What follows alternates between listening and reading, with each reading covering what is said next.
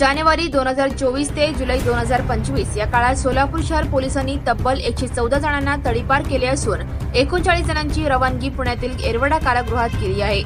2 पेक्षा जास्त गुन्हे केलेल्यांवर कारवाईचे सत्र सुरू असून आणखी 29 जण पोलिसांच्या रडारवर आहेत। शरीराविषयक व मालाविषयक 2 किंवा त्याहून जास्त गंभीर गुन्हे दाखल असलेल्यांच्या वर्तनात सुधारणा अपेक्षित आहे। अशा सराईत गुन्हेगारांनी पुन्हा गुन्हा केला की त्यांच्यावर तडीपारीची किंवा स्थानबद्धतेची कारवाई केली जात आहे। शहरातील शांतता व सुव्यवस्था बिघडेल असे कृत्य करणाऱ्यांवर पोलिसांचा नेहमीच वॉच आहे।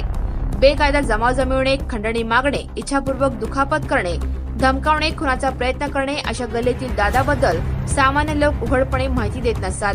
अशा वेळी पोलीस शहरांच्या शांतता व सुव्यवस्थेसाठी त्यांची रवानगी थेट येरवडा कारागृहात करतात।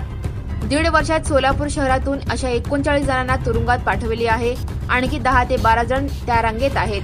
याशिवाय भारतीय न्याय संहितेत कलम 55 नुसार सराईत गुन्हेगारांच्या टोळीवर आणि कलम 57 नुसार 2 किंवा 2 पेक्षा जास्त गुन्हे शरीराविषयक व मालाविषयक सिद्ध झालेल्या सराईत गुन्हेगारांवर हद्दपारीची कारवाई केली जाते। 1.5 वर्षात शहरातील 141 जणांना सोलापूर व धाराशिव, सोलापूर व पुणे अशा 2 जिल्ह्यातून तडीपार केले आहे। पोलीस आयुक्त एम राजकुमार यांच्या कार्यकाळात पोलीस उपायुक्त विजय कबाडे यांनी 2 वर्षात सर्वाधिक 200हून जास्त तडीपारीच्या कारवाया केल्या आहेत। कोणत्याही परिस्थितीत सार्वजनिक शांतता बिघडेल असे कोणाचेही कृत्य खपवून घेतले जाणार नाही।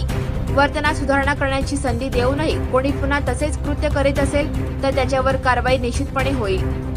गुन्हे दाखल असलेल्या सर्वांचे रेकॉर्ड पोलिसांकडे आहेच। जानेवारी 2024 ते जुलै 2025 या काळात सोलापूर शहर गुन्हे शाखेने शहरातील तब्बल 39 जणांवर MPDA अंतर्गत स्थानबद्धतेची कारवाई केली आहे।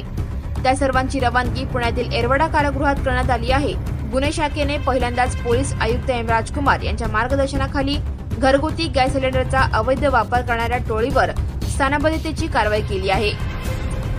Subscribe now and press the bell icon. Never miss an update.